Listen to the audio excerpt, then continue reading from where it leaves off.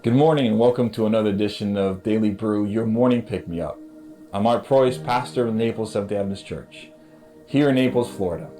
And this morning I want to talk to you about a particular verse found in the book of Deuteronomy chapter 15 verse 7. And it says this: "If there be with you a poor man, one of your brothers, within any of your gates in your land which Yahweh your God gives you, you shall not harden your heart, nor shut your hand from your poor brother." You know, what's interesting about this verse is the phrase "to harden your heart." How many times have you and I walked down the street of any city, picture any place you've been, and you see people asking for money or for help, or a homeless man or woman or even a child asking for you to give them something, most likely money or food? How many times have you and I walked away from that sitting and thinking to ourselves, man, they just want money to go and buy drugs?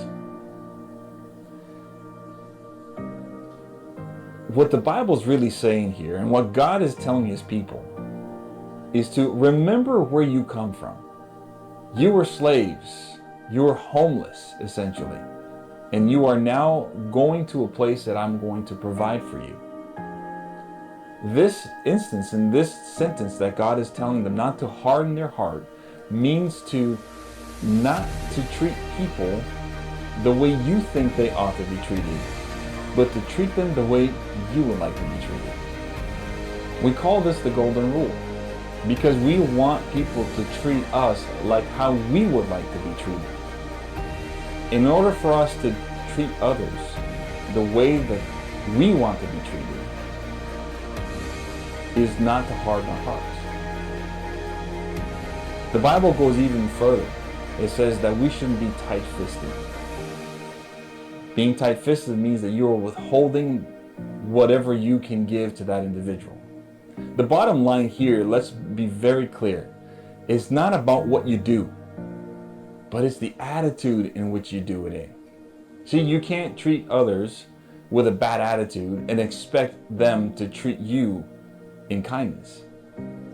We need to prepare our minds and our hearts even before we think about giving alms and giving money to the poor. Because this is an action of attitude, not so much an action of doing things for the sake of just doing them. Our attitude must reflect God's love in everything that we do.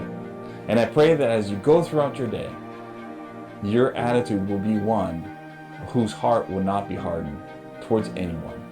May God bless you.